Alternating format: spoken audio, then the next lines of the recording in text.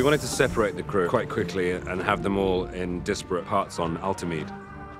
Altamide is a planet which is very, very, very far away. It hasn't been visited by the Federation ever. I guess you can say I got a good nose for danger. You've never seen these characters interacting with each other in the way they do in Star Trek Beyond. Oh my God, Spock. Try and relax. You're gonna be okay. The forced optimism in your voice suggests that you are trying to elicit a sense of calm in order to... I'll cut the horse shit. Doctor, I fail to see how excrement of any kind bears relevance on our current situation.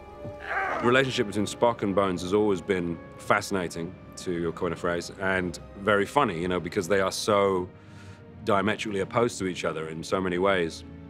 And yet, somewhere there is a great friendship. When we were talking about how we were going to split them up, it became very clear to us that they've always been kind of the two characters on Kirk's shoulders. Now let's remove Kirk and not have them be around and see how they would interact with each other.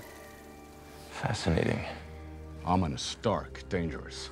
Bones and Spock are just about, you know, as different as you can be and still be very intelligent and very thoughtful and committed to their work, but just from entirely different modes of operation. It really, I think, allowed us to have those kind of scenes that really aren't that plot heavy, but it's just Spock, wake up, damn it. Bones and Spock talking about real life issues. I am entirely conscious, Doctor.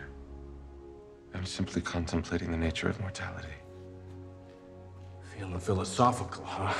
It gets into the character nuances. It gets into the relationships between Spock and Bones. Spock and McCoy are thrown together and are forced to work together in order to survive. And through the course of that, they come to understand each other on a deeper level.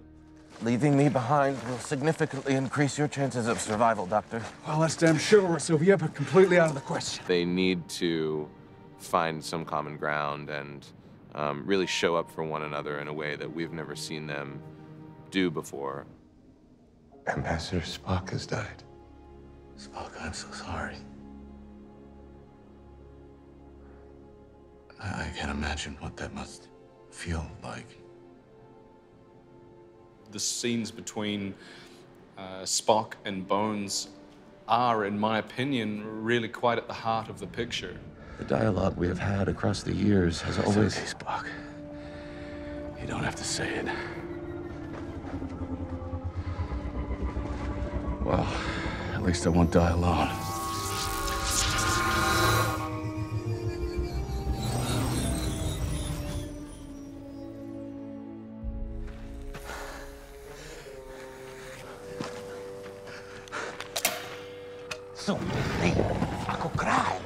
Watch it, Sonny.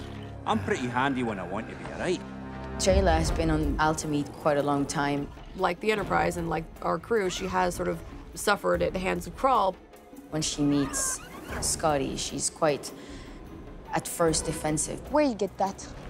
Is that English? I learned it from my house. Where you get that? Jayla has this sense of innocence, but also this quality of strength that is not manufactured. I will help you find your mates, and then you will help me. Meeting Jayla, he finding a kind of adept, young sort of engineer, like someone who has a mechanical skill which impresses him. What is this, please? Is this your ship? No, Montgomery, Scotty. It's yours. She found the USS Franklin and made it her home. She kept her alive because of all the screens. And that's how she actually learned to speak English. And you help me fix it so I can leave this planet forever. It is an interesting journey for Scotty because he has to engage his emotions a little bit and be a bit more empathetic.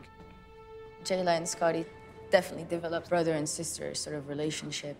Now, you're part of something bigger now, lassie. All right, don't you give up on that, because we'll sure as hell never give up on you.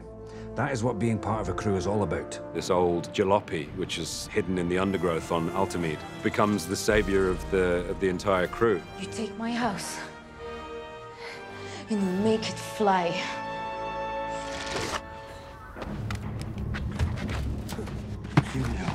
You knew we'd be attacked. Kirk and Chekhov have some wonderful scenes on our planet Altamide. Everything that they valued and thought was important and was going to be a certain way is stripped away from them. I mean, they don't even know if their crew's alive. When did you begin to suspect her? Not soon enough. What was important for Justin was this idea that you're working within a system, yet you have your own internal moral compass. He was taking them. We have to find that saucer. Even minimal scanning systems will have more range than a tricorder. There's a great sort of interplay, juxtaposition between Chekhov's very excitable enthusiasm and Kirk's now fatally jaded kind of attitude towards things. You've got the boy and the man. She may not even have power to the bridge, Captain. She still has a few tricks up her sleeve. Kirk is the hero, you know, he's the one that you have to sympathize with so that the mission and what's happening and the objectives seem clear. And then Chekhov gets to be both heroic and silly, sometimes totally silly. If you miss the combustion compressor... I'm not gonna miss, come on. So do you even know what the combustion compressor looks like? Oh, it's square, right? No, said it's round. That's what I said! Having to survive, reconnect, and then mount a campaign against this evil that they're fighting is pretty thrilling. Chekhov! Woo!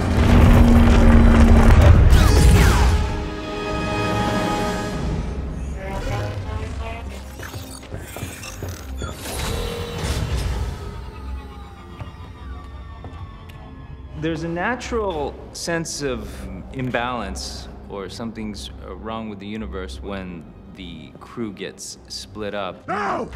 We certainly put characters together who haven't really spent much time together. Keenza has his part to play, albeit a sort of corrosive, mucus-based one. We got about 15 minutes until the next guard rotation. Come on. With Uhura and Sulu, we like the idea of those two as an odd pairing. Uhura and Sulu have a lot in common when it comes to doing their duty. We use it to send a distress signal. They're very faithful to their crew, to Starfleet. El Captain, why did you sacrifice yourself for him? It was fun for me being in smaller scenes with Uhura because you scale down the scenes and experience emotion. You have no idea who we are. But you'll soon find out. The scene where they're trying to rescue Uhura, Sulu, and the rest of the crew, it was a great idea, I think, in the script. In the logistics of making it, it was insane. Uhura, I took her.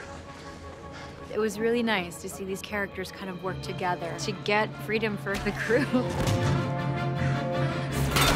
Come on, let's go, move!